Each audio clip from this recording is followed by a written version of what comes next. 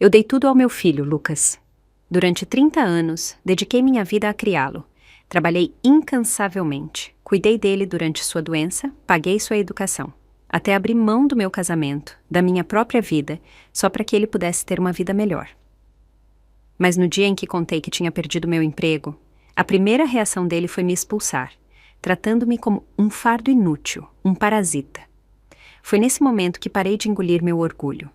Recusei-me a continuar sendo a mãe pisoteada. Ia me defender por mim mesma. Lucas achava que eu não tinha nada. O que ele não sabia era que minha falecida chefe, que me respeitava muito pelos anos que dediquei a ela, havia me deixado uma fortuna. E dessa vez, eu garantiria que ele percebesse que o preço de me trair era muito maior do que ele jamais poderia imaginar. Acabei de chegar em casa quando contei ao meu filho Lucas que não trabalharia mais para Catarina. Nem tinha explicado o motivo quando o rosto dele escureceu e ele me interrompeu no meio da frase. Sua voz se elevou bruscamente, o rosto vermelho de raiva. Por que você largou o emprego de repente? Eram 3.000 por mês. O que você vai fazer agora? Ficar sem fazer nada? A pequena alegria que senti ao voltar para casa evaporou instantaneamente. Ele realmente achava que eu tinha largado aquele emprego só para relaxar. Voltei porque queria tornar a vida deles mais fácil. As palavras dele foram como um tapa na cara, mas eu não revidei. Sabia que ele estava sob muita pressão nos últimos anos. A esposa dele, Mariana, vinha de uma família que nunca teve nossa família em alta conta. A mãe dela, Sônia, é professora universitária e o pai trabalha no governo municipal. Eles sempre desprezaram as origens de Lucas. Para eles, a filha se casou com alguém inferior. Mariana, seguindo o exemplo, o criticava constantemente, mencionando seu salário, sua educação, qualquer coisa que pudesse minar sua confiança. Mesmo assim, pensei que, quando soubessem da herança que Catarina me deixou, 8 milhões de reais, finalmente veriam Lucas com outros olhos. Talvez até o tratassem com respeito pela primeira vez. Mas não mencionei o dinheiro, ainda não.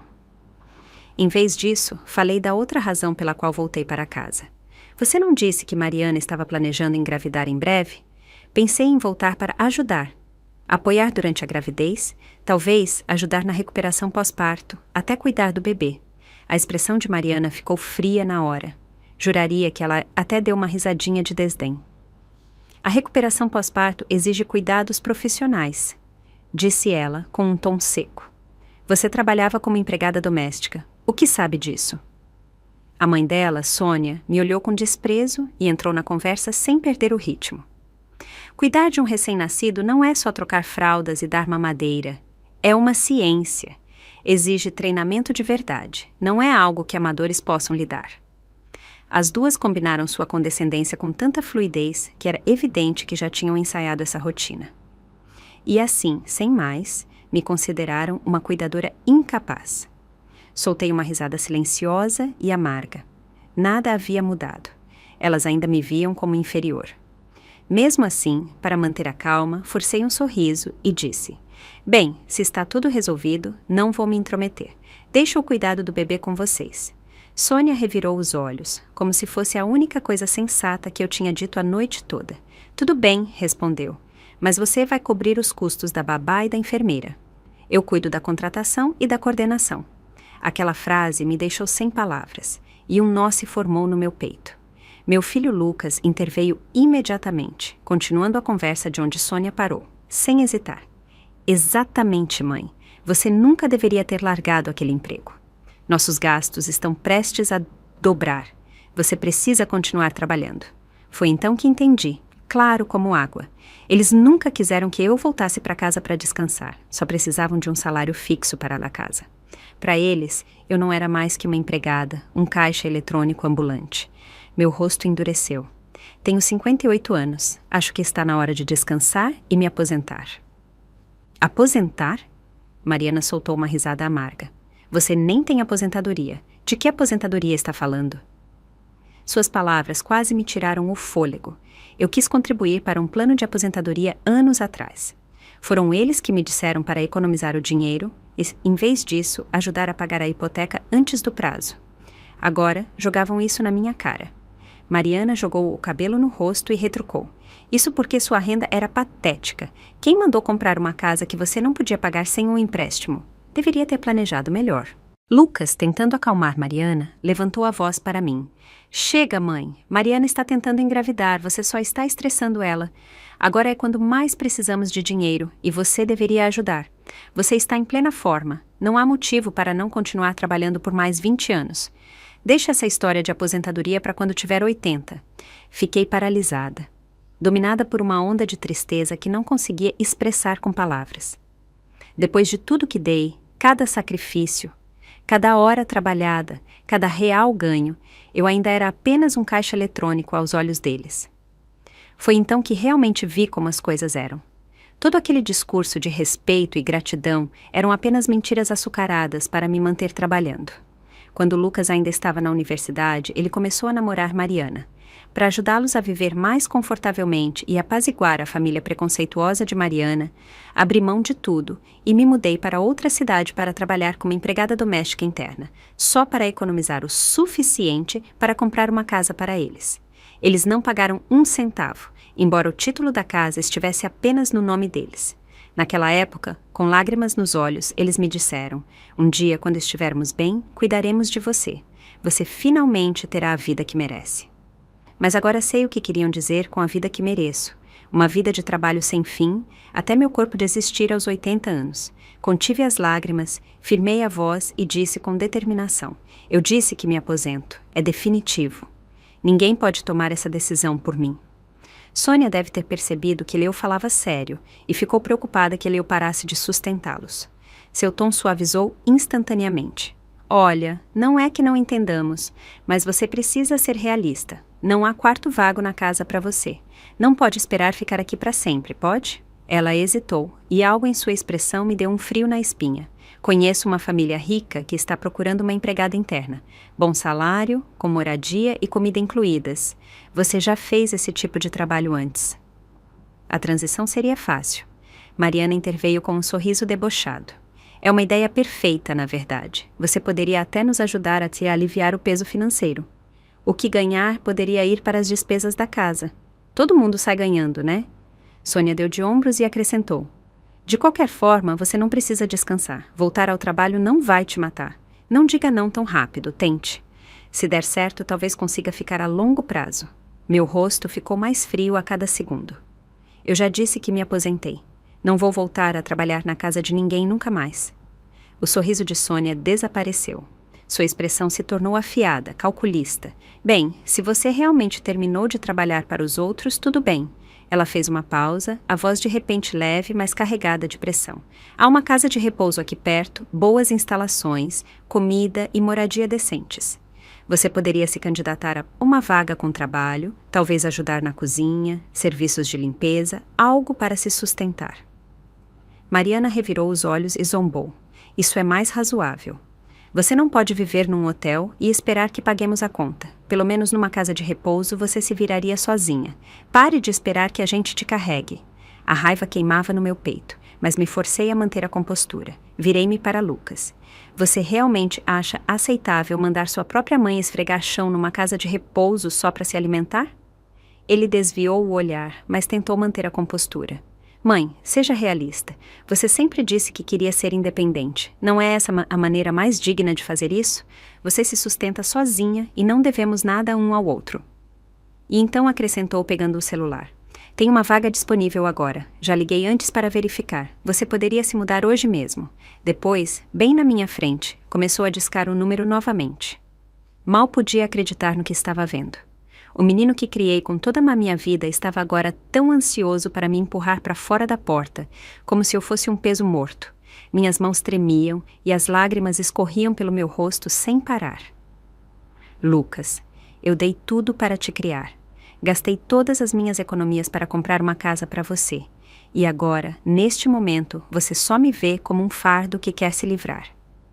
Por um breve segundo, a culpa brilhou nos olhos dele, mas foi rapidamente engolida pela raiva. Ele chutou minha mala, fazendo-a cair no chão. Você acha que sofreu? Foi sua decisão. Se não tivesse se divorciado do meu pai, não teríamos acabado na miséria. Eu poderia ter crescido rico e você arruinou tudo. Deixe-me te dizer uma coisa, Margarida. Você me deve para o resto da sua vida. Fiquei lá, em silêncio atônito, encarando seus olhos injetados de sangue. enquanto uma dor surda e implacável atravessava meu peito, como uma faca cega girando lentamente, cortando tudo o que me restava. Ele não tinha ideia. A única razão pela qual me divorciei do pai dele foi por ele. Se eu não tivesse saído daquele casamento, seu suposto pai rico nunca o teria reconhecido como filho. Na verdade, ele poderia ter sido abandonado num orfanato, tratado como um cachorro de rua que ninguém queria. Cada sacrifício que fiz, cada decisão, cada lágrima foi para que ele tivesse a chance de viver uma vida plena. Mas agora ele estava me atacando como um animal encurralado, me culpando por destruir o mesmo futuro que tanto me esforcei para proteger. Levei a mão ao peito, tentando acalmar a tempestade dentro de mim, mas a dor só aumentava. Todos aqueles anos de devoção, sacrifício e amor de repente pareceram a piada mais cruel que a vida poderia ter me pregado. Lucas não era meu filho biológico, ele foi adotado. A primeira vez que o vi, eu era voluntária num centro de assistência infantil na cidade. Ele tinha apenas 1 ano, frágil, como um gatinho, com os lábios azulados, seu pequeno corpo sem vida. O diretor me disse que Lucas nasceu com uma cardiopatia congênita grave. Seus pais biológicos o abandonaram num latão de lixo. Um transeunte ouviu seus fracos choros e o levou ao orfanato. Não sei exatamente o que me atraiu nele. Talvez tenha sido o jeito que seus olhos, cheios de medo e saudade, se fixaram nos meus. Ou talvez porque perdi minha mãe quando criança e ver um menino sofrer me era insuportável. Voltei para casa e conversei com meu então marido. Após muita reflexão, decidimos adotá-lo. A partir daquele momento, cruzamos o país atrás de hospitais e especialistas, fazendo tudo o possível para salvar a vida de Lucas. Mas 2 anos depois, meu marido mudou. Ele disse que estava cansado de criar o filho de outra pessoa. Queria um filho próprio. Ele me deu um ultimato. Ou mandava Lucas de volta ao orfanato, ou eu o deixava e criava o menino sozinha.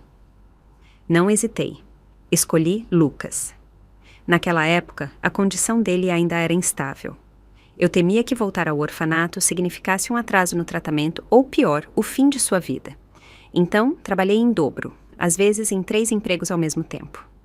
À noite, sentava à mesa da cozinha com os olhos ardendo, fazendo artesanato só para conseguir um dinheiro extra. E, de alguma forma, durante aqueles longos e desesperados anos, consegui mantê-lo vivo. Ele sobreviveu, se recuperou e finalmente ficou tão saudável quanto qualquer outro garoto. Chegou até a universidade. Nunca contei a verdade sobre seu passado. Não porque quisesse mentir, mas porque não queria ser um peso para ele. Ele já era uma criança sensível e insegura. Não queria que ele carregasse o fardo de saber que foi abandonado pelos pais biológicos e depois rejeitado pelo pai adotivo. Queria que ele acreditasse que o mundo ainda podia ser gentil, que o amor verdadeiro existia, mas nunca, nem nas minhas piores pesadilhas, imaginei que ele se tornaria isso: frio, egoísta e ingrato. Embora estivesse furiosa, também sentia um certo alívio.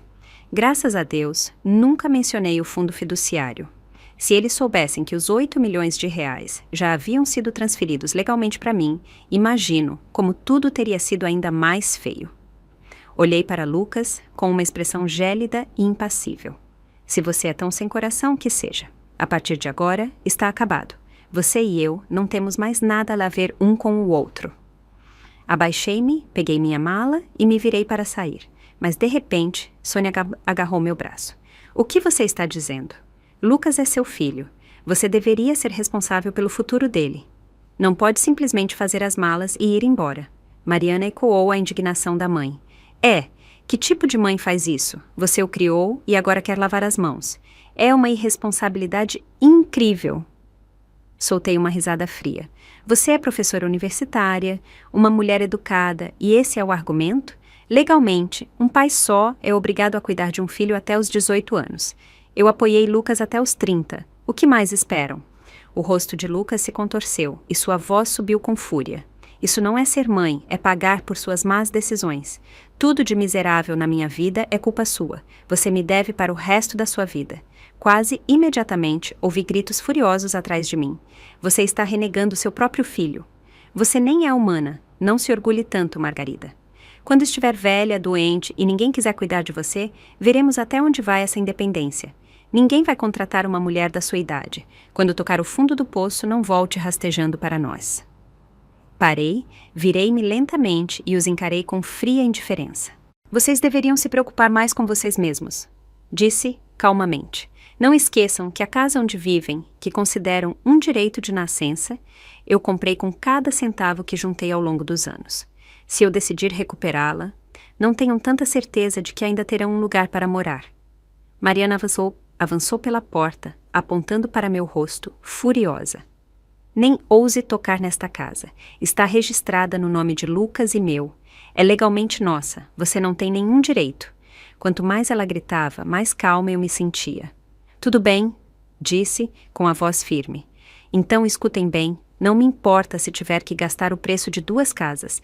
Não vou deixar essa casa nas mãos de um bando de sanguessugas ingratas. Os olhos de Mariana se arregalaram, incrédulos. Então ela riu, com uma voz debochada. Você enlouqueceu? 2 casas? Aposto que não tem nem R$1.000 no seu nome. Essa casa é nossa propriedade conjugal. Você é só uma empregada fracassada que tenta ser mais do que é. Sai daqui. Gente como você merece apodrecer na rua. Com isso, ela bateu a porta na minha cara. Não respondi, não discuti, nem mesmo me abalei. Simplesmente caminhei até o elevador, peguei meu celular e comecei a procurar imóveis de luxo nos melhores bairros da cidade. Um sorriso amargo se formou nos meus lábios. Se eu não me mudasse para a melhor casa da cidade, estaria desperdiçando os R$8 milhões guardados confortavelmente no meu fundo fiduciário. Naquela noite, me hospedei no hotel 5 estrelas mais exclusivo do centro. Entrei em contato com o advogado particular de Catarina e pedi que ele iniciasse os trâmites legais para reclamar tudo o que me pertencia por direito. Nos dias seguintes, vivi naquele hotel enquanto mergulhava profundamente no mercado imobiliário de luxo da cidade, pesquisando propriedades, revisando anúncios e agendando visitas. Uma semana depois, marquei uma visita a um condomínio fechado de vilas muito procurado, o mais prestigiado da cidade. O que eu não esperava era que a corretora designada para me mostrar a propriedade fosse ninguém menos que a sobrinha de Sônia, Clara. A sala de exposição imobiliária de luxo estava lotada. Apesar do preço inicial dessas vilas ultrapassar R$1 milhão, a exclusividade do projeto atraía um fluxo constante de compradores em potencial. Acabei de entrar no grande saguão quando uma jovem de cabelos longos, com um sorriso fresco e entusiasta, se aproximou. Boa tarde, senhora. Gostaria que eu explicasse os detalhes do projeto? Sim, por favor. Poderia começar me mostrando as casas modelo? Seguia para a área de exibição, mas não demos mais que alguns passos quando uma voz aguda ecoou do outro lado da sala. Quem está cuidando da triagem de clientes hoje? Podemos deixar qualquer um entrar? Olhei para cima. Lá estava Clara, a sobrinha de Sônia, prima de Mariana. Só nos encontramos algumas vezes, mas ela deixou uma impressão marcante. Sua atitude típica de alpinista social, do tipo que exuda arrogância em cada palavra e movimento, sempre se vangloriando de lidar apenas com clientes de alto nível. Antes que eu pudesse reagir, ela já se aproximava a passos largos, os saltos estalando com confiança e os olhos cheios de desprezo. Margarida, o que você está fazendo aqui? Encarei-a com frieza e continuei caminhando. Vim ver uma propriedade, algum problema? Imediatamente, ela se colocou na minha frente, bloqueando meu caminho com uma careta de desprezo. Uma empregada doméstica? Acha que pode pagar por este lugar? Não me diga que está aqui só pelo café grátis. Já vi muitos como você, fingindo ser compradores só para conseguir comida de graça. As pessoas ao redor começaram a nos observar, sussurrando. Suas expressões misturavam julgamento e curiosidade. Alguns até assentiram levemente, como se dissessem: ela não está errada. A jovem assistente ao meu lado falou suavemente, tentando apaziguar a situação. Clara, não estou ocupada agora. Posso mostrar o lugar para a senhora. Mas Clara afastou sem hesitar, os olhos cheios de desdém. E quem você pensa que é para me dizer como fazer meu trabalho? A moça recuou, intimidada. Então, Clara se virou e fez sinal para 2 seguranças. Vocês 2, tirem essa visitante daqui. A sala de exposição ficou em silêncio. Todos os olhares estavam sobre nós. Levantei a mão calmamente, parando os seguranças antes que se aproximassem. Vim ver uma propriedade. Com que base estão me expulsando? Onde está o gerente? Quero falar com alguém responsável. Virei-me para a multidão. Vocês também estão aqui para ver propriedades. Me digam se fiz algo de errado. Os seguranças hesitaram. Eu não ia ceder, e era evidente que eles não queriam problemas. Clara cruzou os braços, rindo debochadamente. Vá em frente, faça um show. Vamos ver até onde essa atuação te leva. Nesse momento, um jovem com uma camisa branca impecável se aproximou rapidamente, com um sorriso refinado e profissional. Boa tarde, senhora. Sou Alex, o gerente de vendas deste projeto. Há algum problema em que eu possa ajudar? Antes que eu pudesse falar, Clara interveio. Alex, ela está aqui só pelas coisas grátis. Estava prestes a pedir que a segurança a retirasse. Alex franziu o senho levemente, mas manteve o tom educado. Senhora, importaria-se de nos mostrar algum comprovante financeiro? Como sabe, esta exibição é apenas para convidados e exigimos um comprovante de capacidade de compra. Sem hesitar, tirei uma pasta. Já verificaram meus documentos na entrada. Clara arrancou a pasta da minha mão e a abriu com dramaticidade. 5 milhões de reais? Sério? Gritou tão alto que toda a sala ouviu. Ela é empregada doméstica. É impossível que tenha tanto dinheiro. Conheço o histórico dela melhor que qualquer um aqui, acrescentou com arrogância. Isso tem que ser falso. Não podemos deixar alguém como ela nos enganar. Alex ficou lá, franzindo o senho, claramente dividido. Não me dei ao trabalho de discutir. Em vez disso, peguei meu celular, abri o aplicativo do banco e o levantei para que vissem. A jovem assistente se inclinou, contando em voz baixa. 10, 100 mil, meu Deus, mais de 8 milhões. Suspiros de espanto ecoaram pela multidão. Os olhos das pessoas se arregalaram. Já não julgavam. Agora estavam atônitos, curiosos, até um pouco admirados. Alguém perto de mim sussurrou. Nossa, ela tem muito dinheiro. O rosto de Clara empalideceu, passando rapidamente do vermelho ao verde pálido e ao branco fantasmagórico. Parecia que queria sumir no chão, mas ainda assim não desistiu. Insistiu, com a voz aguda e teimosa. Alex, esse aplicativo de banco no celular dela tem que ser falso. É impossível que ela tenha tanto dinheiro. A expressão de Alex escureceu, e ele franziu o senho. Clara, chega! Depois virou-se para mim com um tom sereno e respeitoso. Senhora, peço sinceras desculpas. Isso foi claramente um erro nosso, e lidaremos com isso adequadamente. Vou designar nosso gerente de clientes mais experiente para atendê-la imediatamente. Acenei levemente com a mão, oferecendo um sorriso tranquilo, e me virei para a jovem que me recebeu antes. Não precisa, ela está ótima, é muito profissional. Quero que ela me mostre a propriedade. Alex pareceu um pouco inquieto. Na verdade, ela acabou de começar. Tecnicamente, ainda está em treinamento. Só me preocupo que ela não tenha experiência suficiente. Gosto dela, disse com firmeza, sem deixar margem para discussão. Hoje compro a casa e quero fazer isso através dela. Alex assentiu imediatamente, nervoso, mas ansioso. Claro, claro. Mônica, certifique-se de atender nossa distinta convidada com cuidado. Clara ficou de lado, o rosto rígido, os lábios crispados de frustração contida. Ela me viu me afastar furiosa e murmurou baixinho. Só uma empregada glorificada fingindo ser alguém. Ignorei-a completamente e apontei para uma maquete no centro da sala de exposição.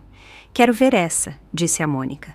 Assim que vi aquela vila, soube. Tetos altos na sala, um jardim espaçoso nos fundos, uma varanda de mais de 200 metetás e, o mais importante, estava completamente mobiliada e pronta para morar. Quero essa, disse sem hesitar. Vamos começar a papelada. Os olhos de Mônica brilharam de emoção. Senhora, tem certeza de que não quer ver outras opções? Estou livre. Ficaria feliz em mostrar outras. Não precisa, respondi. Essa é mais que suficiente. Mônica mal conseguia conter a alegria.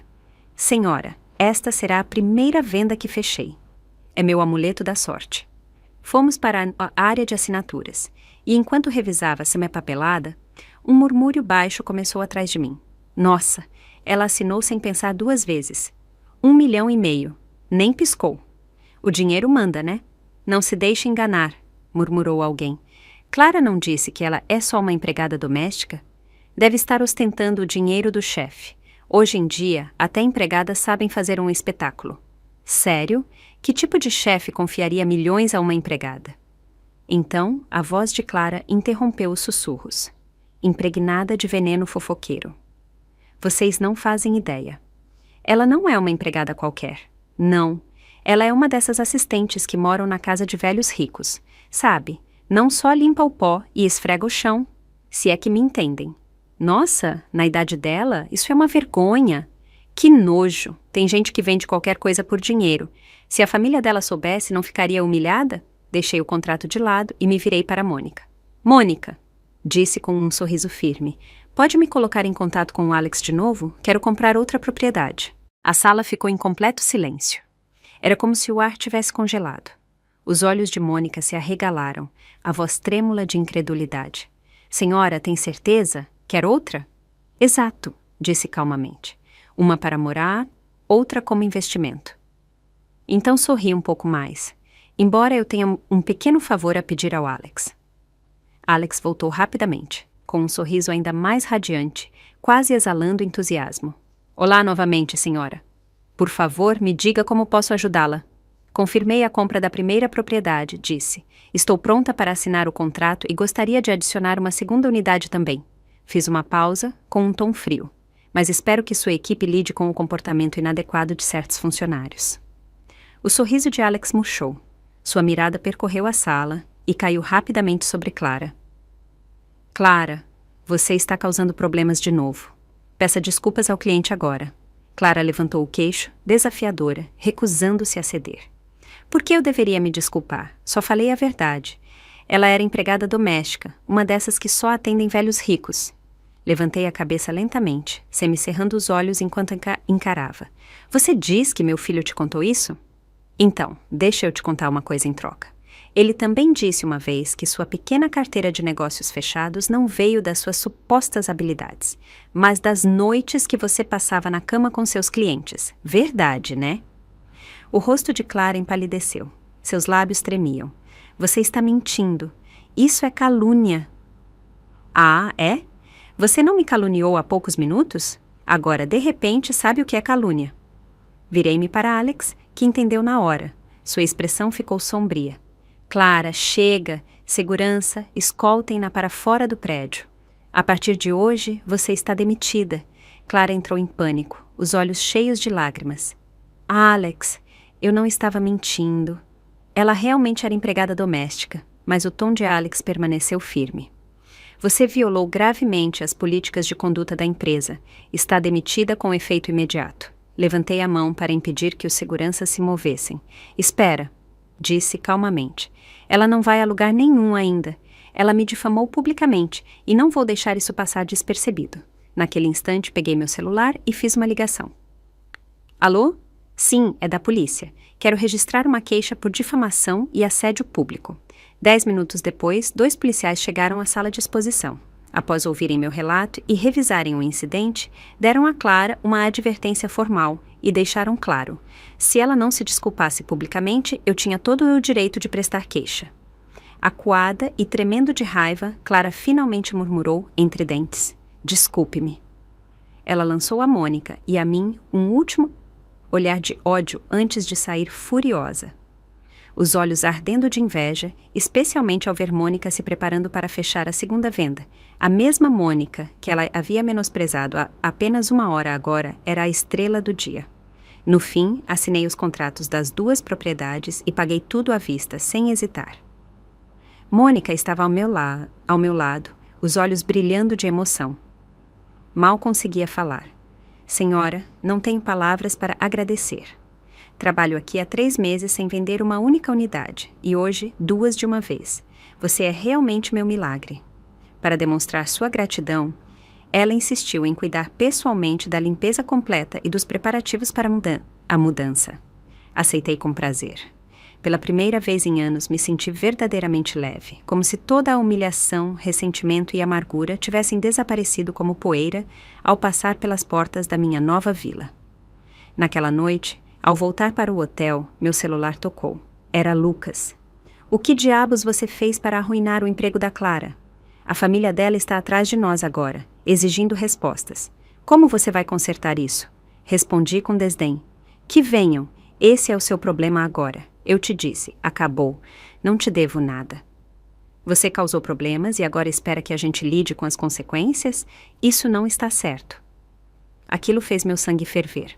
Problemas? Sério? Clara me difamou em público. Ela mesma procurou isso. A polícia estava lá. Acha que eles apareceram só por diversão? Se isso virar um desastre ainda maior, não pense que você vai sair ileso também. Lucas ficou em silêncio por um momento. Quando voltou a falar, seu tom havia suavizado notavelmente.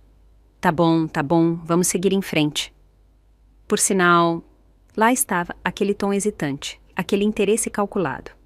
Mãe, quem é seu novo chefe? Eles devem ter muito dinheiro e parece que te tratam bem, hein? Ri em silêncio. Lá estava ele de novo, farejando dinheiro como um cão de caça. Não importa quem sejam, não tem nada a ver com você, Lucas. Vou dizer mais uma vez, terminamos para sempre.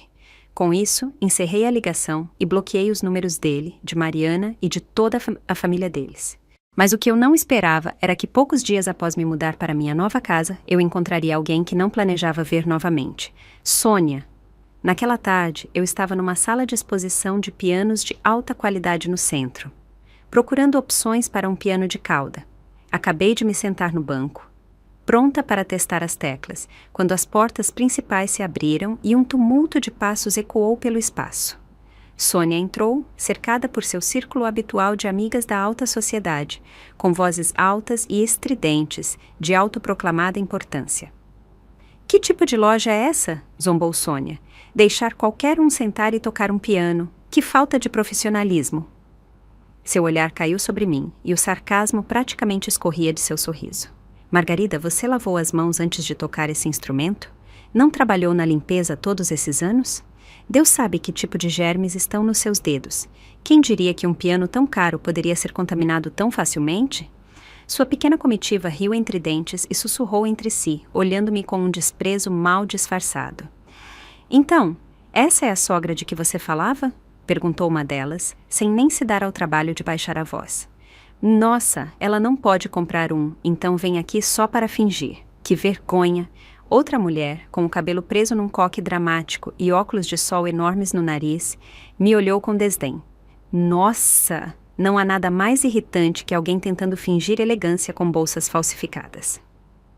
Os dois vendedores da sala trocaram um olhar sutil, visivelmente desconfortáveis. Um deles se aproximou e me ofereceu um sorriso caloroso e profissional.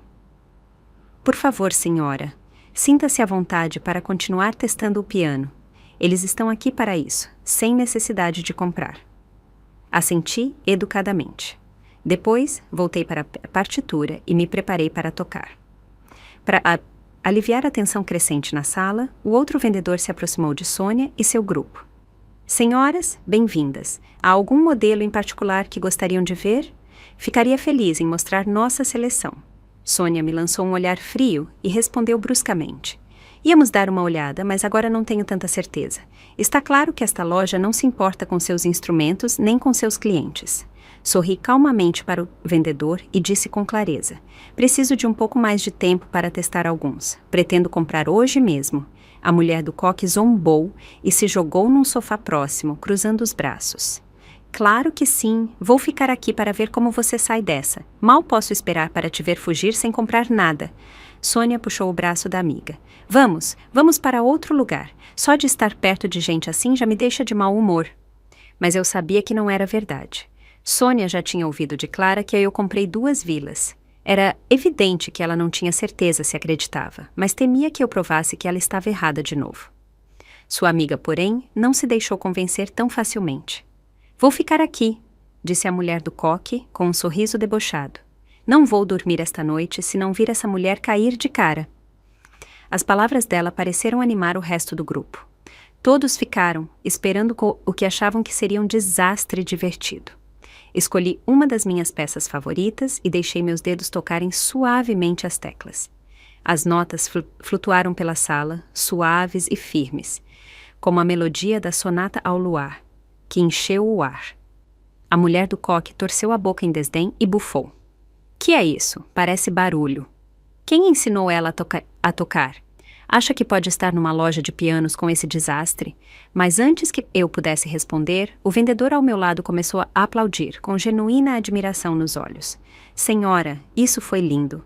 De verdade, é uma das interpretações mais emocionantes da Sonata ao Luar que ouvi em muito tempo.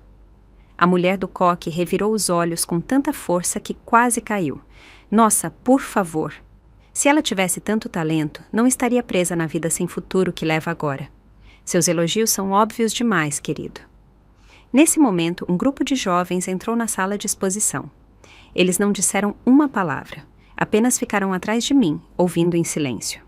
Quando levantei os dedos do teclado, uma salva de palmas espontânea irrompeu.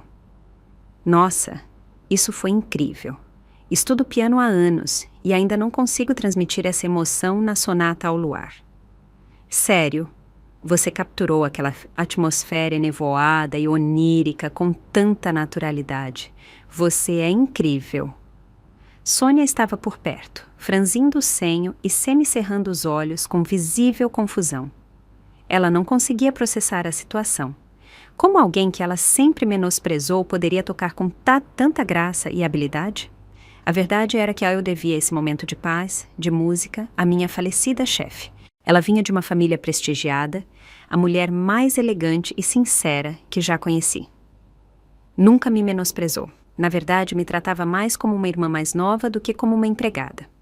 Sempre que tinha tempo livre, me convidava para aprender música, pintura, literatura, e eu nunca desperdicei essas oportunidades.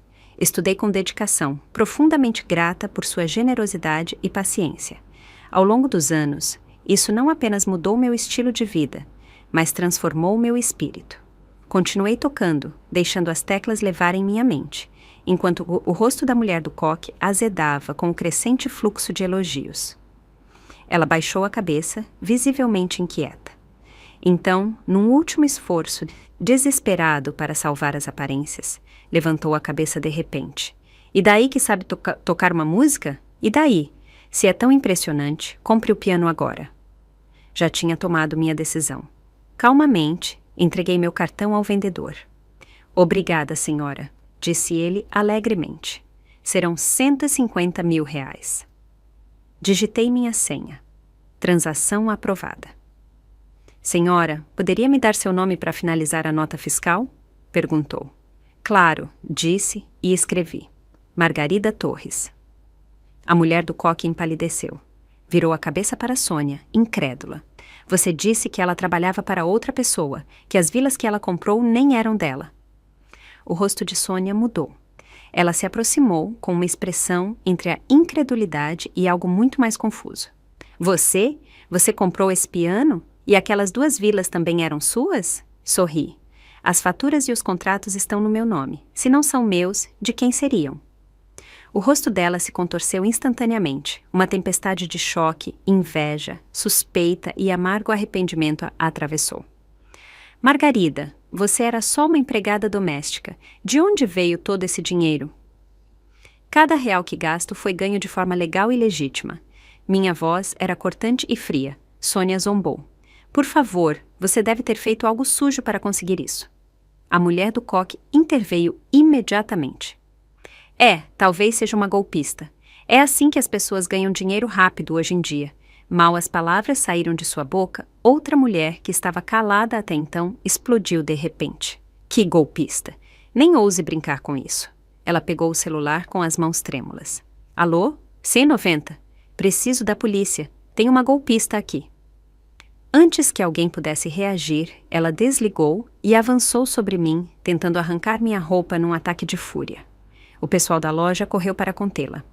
Ela gritava, chorava, completamente histérica, e finalmente entendi o motivo de seu surto. Ela havia sido enganada em mais de 200 mil reais 6 meses antes. Nunca recuperou o dinheiro e a dor ainda a consumia tão profundamente que a simples menção de um golpe a destruía. Sua raiva não era contra mim, mas contra uma sombra do seu passado. A polícia chegou rapidamente e, para minha surpresa, eram os mesmos 2 policiais que conheci no dia em que comprei as vilas. Um deles arqueou as sobrancelhas ao me reconhecer, com um leve sorriso no canto da boca. A senhora de novo? Assenti educadamente, mas antes que pudesse falar, a mulher do coque gritou: "É uma golpista, policial! Prendam-na agora!" O sorriso do policial sumiu. Ele ficou sério. "Senhora, tem alguma prova dessa acusação?" "Prova?" Ela retrucou. "Claro que não. Estou dando uma pista. Vocês deveriam investigá-la. Vamos lá, como uma empregada poderia comprar vilas e pianos de cauda. Isso é normal?" O policial suspirou, abrindo as mãos. "Talvez ela tenha ganhado na loteria. Acontece." Sônia interveio imediatamente, com um tom cortante. "Ela? Ganhar na loteria? Não seja ridículo. Ela nunca teve um dia de sorte na vida. Cresceu sem pais, teve um casamento fracassado, trabalhos ruins. Gente como ela não tem sorte, tem desespero, não tem educação nem carreira. O que mais ela poderia ter feito, além de algum esquema sujo para conseguir esse dinheiro?" A expressão do policial endureceu. "Senhora, sugiro que tome cuidado com suas palavras. Acusações sem provas são consideradas difamação e ataques pessoais. Podemos abrir um caso, se necessário." O rosto de Sônia empalideceu. Ela se calou instantaneamente. Um turbilhão de emoções girava dentro de mim. Frustração, dor, raiva, mas acima de tudo, clareza. A vida não foi fácil. Cresci sozinha. Após o divórcio, me matei para sustentar um filho que nunca valorizou nada do que fiz. E agora, aqueles que antes se beneficiavam dos meus sacrifícios usavam meus piores momentos como munição para me atacar. Se eu tivesse um nêmesis na vida, seriam Sônia, sua filha Mariana e Lucas. Não eram apenas ingratos, eram as verdadeiras maldições da minha história. Mas agora, finalmente, os vi como realmente eram. Peguei meu celular, abri o aplicativo do banco e, sem dizer uma palavra, virei a tela para Sônia, segurando-a para que ela e todos os outros vissem. "Não quer me ver feliz? Azar o seu. Parece que o céu tinha outros planos. Vê isso? Mais de 8 milhões. Tudo legal, tudo meu. Sem segredos sujos, sem truques, apenas bênçãos que você nunca entenderá. Se isso te deixa doente, espero que estrague seu apetite. Quer me acusar de me deitar com alguém para chegar ao topo? Vá em frente, me processe. Estou esperando." A caneca de água de Sônia escorregou de sua mão e se espatifou no chão com um estrondo metálico. Quase dava para ouvir o som do orgulho dela se despedaçando. 8 milhões? Como diabos você tem tanto dinheiro? Sua voz tremia, o pânico rompendo sua incredulidade. Então sua expressão se contorceu, como se algo tivesse feito sentido. "Ah, agora entendi. Foi por isso que você cortou laços com seu filho. Ficou rica e o descartou como lixo. Que cruel, Margarida. Você é inacreditável." Virei-me para ela com um tom cortante e firme. "Não distorça a história, Sônia. Eu estava disposta a deixar cada centavo para sua filha e meu filho. Esse era o plano. Mas eles decidiram que eu era um fardo assim que larguei o emprego. Me expulsaram de casa como se eu fosse lixo. Acha que esqueci? Aquela casa onde vocês vivem, cada real que apagou saiu de mim. E você não só me expulsou, mas quis que eu esfregasse chão numa casa de repouso barata só para continuar ganhando dinheiro para sua família. Até sugeriu que eu trabalhasse para um velho rico como empregada interna. Deus sabe que tipo de serviços você tinha em mente. Me diga, Sônia, você ainda tem um pingo de decência? Eu poderia ter dado uma vida de luxo para toda a sua família, mas agora? Nem pensar, vocês estragaram tudo sozinhos." Virei-me para a multidão que crescia ao redor. "Me digam, esse grupo de ingratos não merece tudo o que perdeu?" A energia da multidão mudou.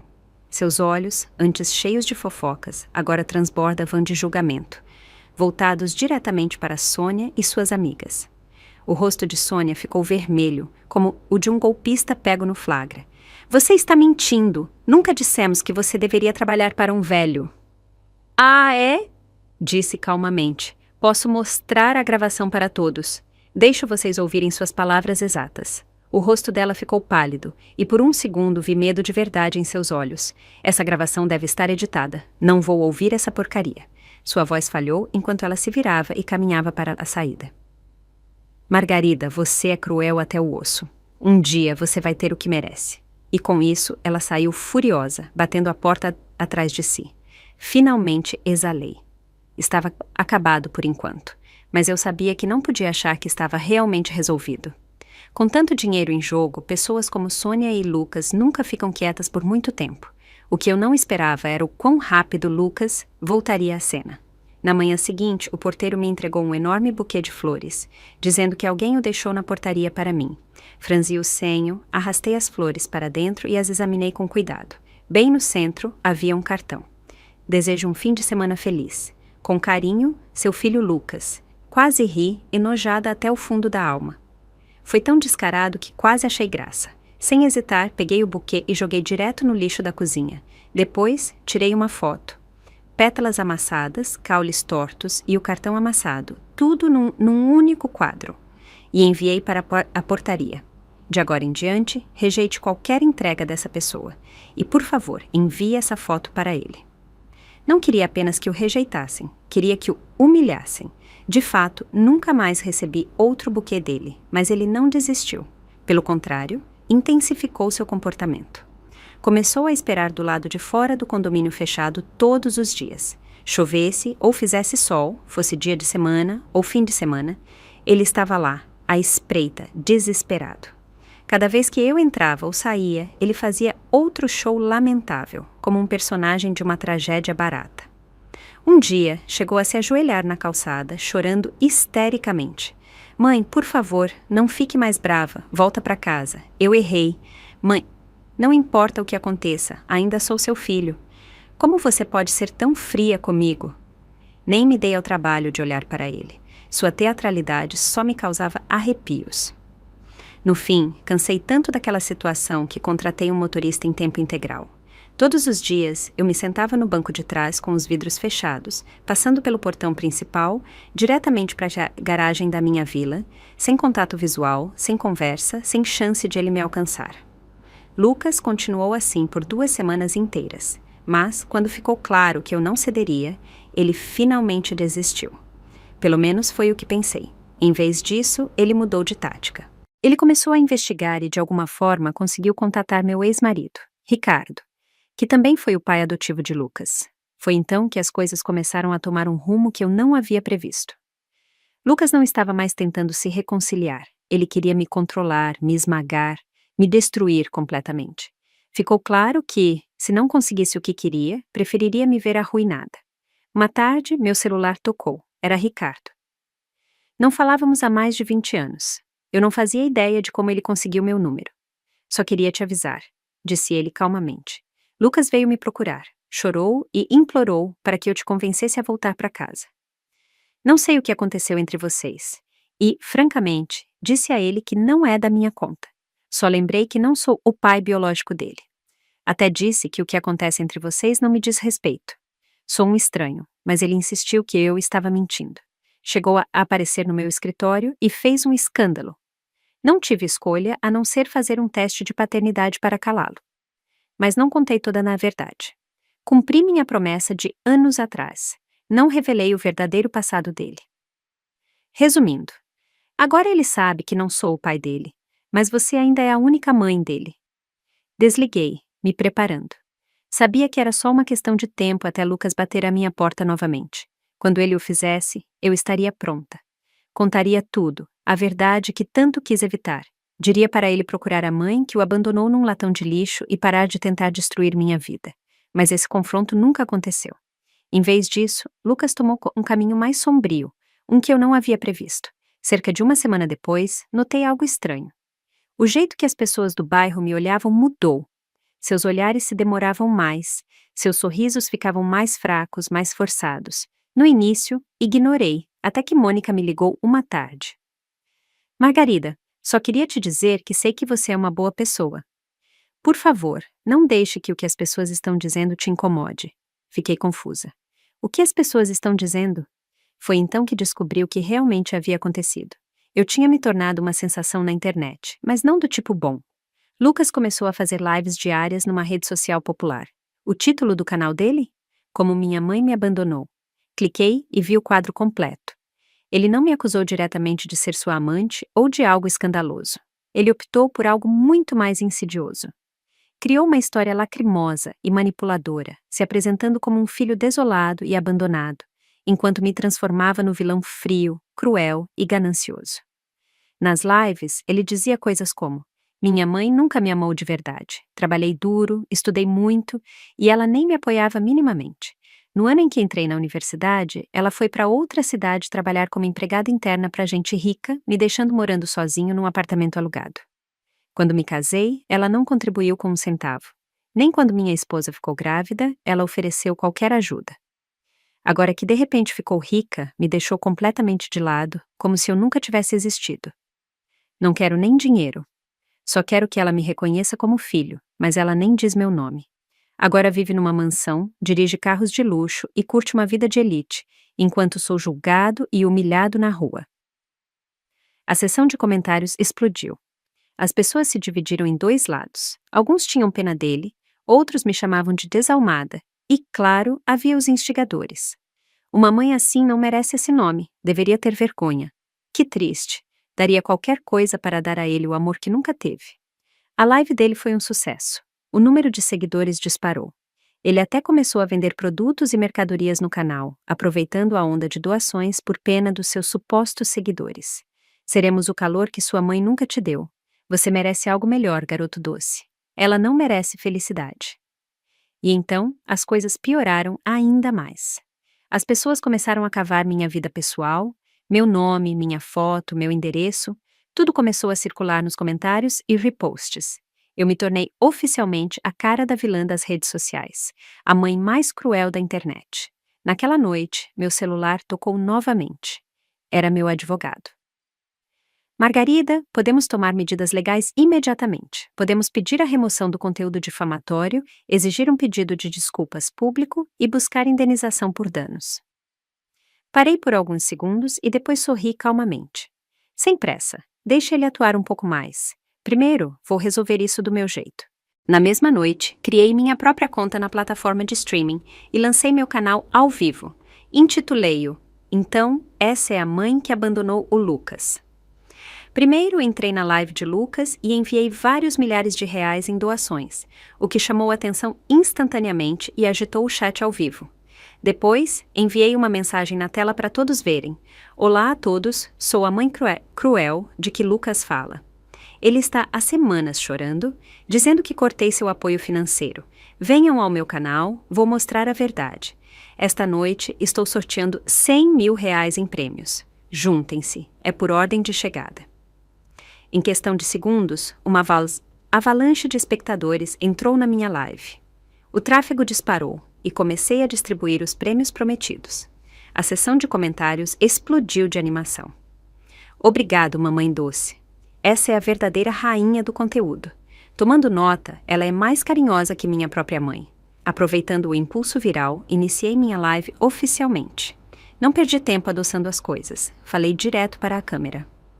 Primeiro, sim, cortei os laços financeiros com Lucas, mas isso não me faz cruel e certamente não significa que o abandonei. As pessoas merecem a história completa. Não me afastei porque deixei de amá-lo. Me afastei porque a ganância dele se tornou insuportável. Quando recebi a herança da minha falecida chefe, minha intenção era deixar tudo para Lucas e sua esposa. Mas sabe qual foi a resposta deles?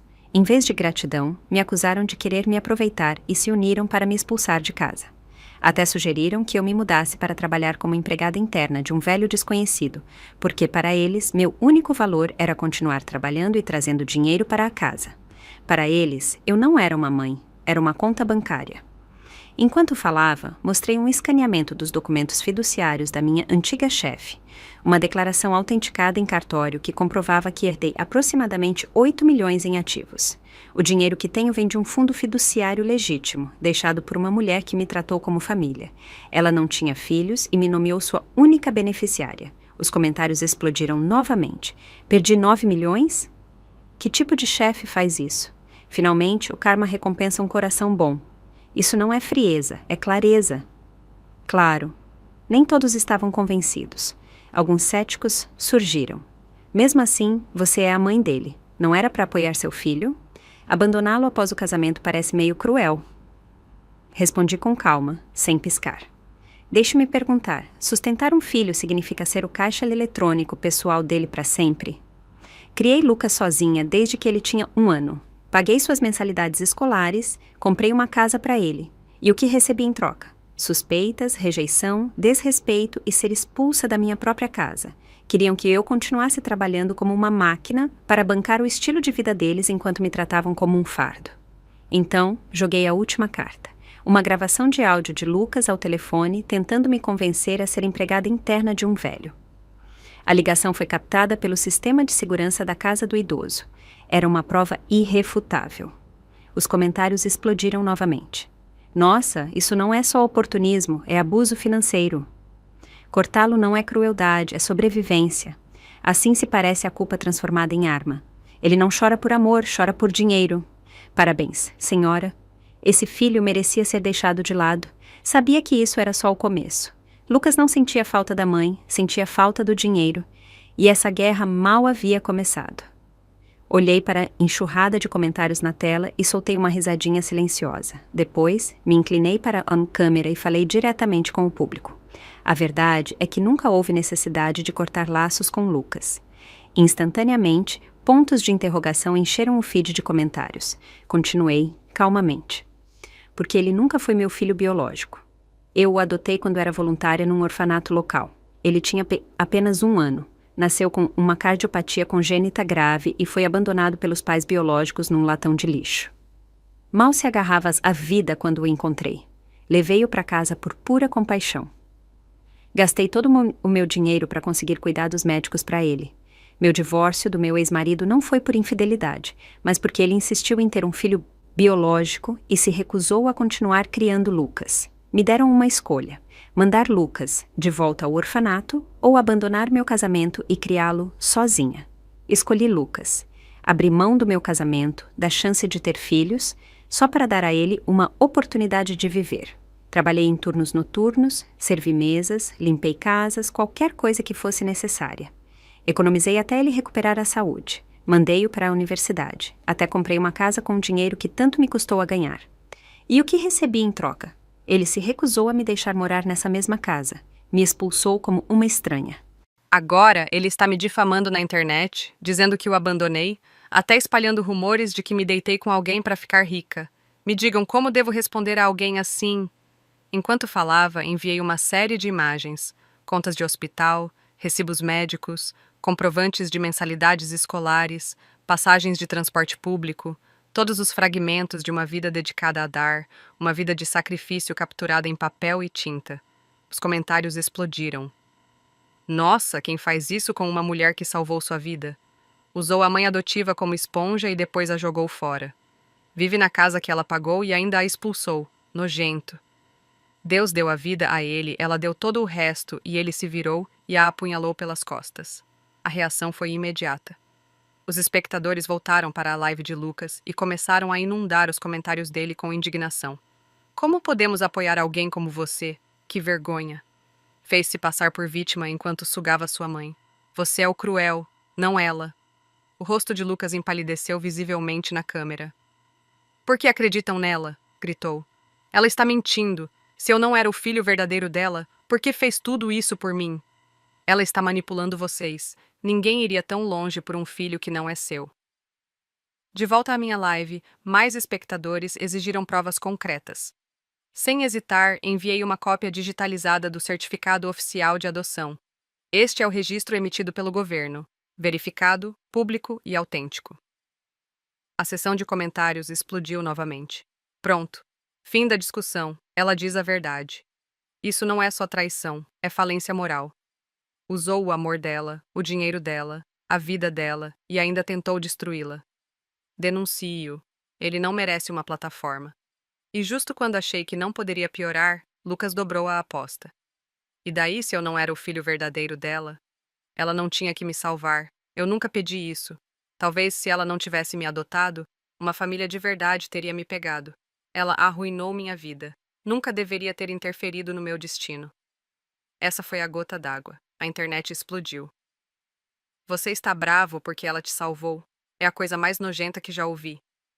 Que o mundo veja a verdadeira face desse monstro. Chega de dar palco para ele. Em menos de um dia, a opinião pública mudou completamente. Lucas passou de vítima abandonada a um parasita ingrato que se alimentava do sangue da mãe adotiva. O canal dele foi suspenso permanentemente pela plataforma. Naquela mesma noite, meu advogado entrou com uma ação formal por difamação e assédio contra ele, exigindo indenização por danos. Também solicitamos uma ordem judicial para proibi-lo legalmente de fazer mais declarações difamatórias ou me atacar nas redes sociais. O tribunal decidiu a nosso favor. Lucas foi considerado culpado de violar leis de cibersegurança e difamação. Foi ordenado a pagar uma indenização por danos e cobrir todas as despesas legais. Seu acesso a streaming foi revogado. Suas contas nas redes sociais foram banidas permanentemente e eu finalmente estava completamente livre. Não havia mais nenhum rastro de Lucas na minha vida, e nunca mais haveria. 6 meses depois, recuperei a casa que um dia foi minha. Por meio de um processo legal meticuloso, minha equipe de advogados conseguiu reverter a titularidade da propriedade. No dia em que tudo foi finalizado, fiquei na sala, olhando as cortinas familiares enquanto a luz do sol se derramava sobre o piso de madeira. Pela primeira vez em anos, me senti verdadeiramente leve, como se finalmente tivesse exalado após segurar a respiração por décadas. Alguns dias depois, a filha de Sônia, Mariana, esposa de Lucas, pediu o divórcio. Ela assinou os papéis no escritório do advogado com total serenidade, sem dizer uma palavra a mais. Era evidente que ela o via como ele realmente era, um homem que se queixava de ter sido injustiçado, mas nunca assumia responsabilidade, cheio de ressentimento, mas completamente desprovido de autoconsciência. E, de repente, Lucas desapareceu completamente da minha vida. Não perguntei para onde ele foi e não tinha interesse em olhar para trás. Os anos passaram. Um dia, enquanto conversava com uma velha amiga num café, ela comentou casualmente: ouvi dizer que Lucas foi para o Canadá. Está sempre online, ostentando como a vida lá é fácil e livre. Por curiosidade, procurei o nome dele na internet. O que encontrei foi perturbador. As imagens o mostravam desleixado e curvado ao lado de uma lixeira numa esquina, mordiscando um pedaço de pão mofado com um olhar perdido. Às vezes ele exibia um sorriso frenético, outras explodia em soluços incontroláveis que sacudiam seu corpo. Ele tinha perdido a cabeça. O mesmo homem que uma vez ficou diante de uma câmera me pintando como vilã, buscando simpatia, vendendo tristeza por atenção, tornou-se exatamente o que merecia, um fantasma à margem da vida real. Mas eu não sentia mais satisfação, nem raiva. Ele havia se tornado apenas a soma de suas próprias escolhas. Nenhum seguidor pôde salvá-lo, nenhuma mentira pôde sustentar sua história. Ele perdeu a compaixão que roubou, desperdiçou a integridade que nunca valorizou. E no fim, a vida fez o que sempre faz, o alcançou. Quanto a mim, finalmente encerrei uma batalha que me esgotou por mais de 30 anos. As 2 vilas que comprei por impulso durante aquele capítulo sombrio, vendi durante o boom imobiliário e obtive um bom lucro. O que antes simbolizava raiva e desafio se tornou a base do meu próximo capítulo. Finalmente me mudei para uma tranquila cidadezinha à beira de um lago, no extremo oeste da cidade. Não era o bairro mais caro, mas tinha tudo o que sempre quis. A luz do sol inundava as janelas. Meu jardim florescia com glicínias e rosas. A cozinha sempre cheirava ao meu café torrado favorito. Meu cavalete ficava sob as árvores, esperando por tardes tranquilas de pintura. O ar era limpo, o mundo silencioso e a vida pacífica. Ninguém mais me chamava de mãe só para exigir algo. Ninguém me acusava de ser fria. Ninguém dizia que eu não fiz o suficiente. Pela primeira vez, podia ouvir minha própria respiração na música sob a luz do sol. Pela primeira vez, finalmente pertencia a mim mesma. Às vezes, as pessoas ainda me perguntam: você se arrepende de ter adotado Lucas? Eu costumava pensar muito nessa pergunta, mas agora, quando a ouço, apenas sorrio suavemente e balanço a cabeça. Não digo que não me arrependo. Só lamento não ter entendido antes que a bondade nunca deve ser praticada à custa da autodestruição. Aprender a me proteger foi a lição mais importante que aprendi na segunda metade da minha vida. Nunca fui uma pessoa perfeita, nunca uma santa, mas me tornei algo muito melhor, uma mulher que finalmente viveu para si mesma. E no final, não era tarde demais. Se você gostou desta história, demonstre seu apoio, curtindo este vídeo e inscrevendo-se no canal para receber mais histórias como esta. Vamos nos encontrar na seção de comentários. Até a próxima história!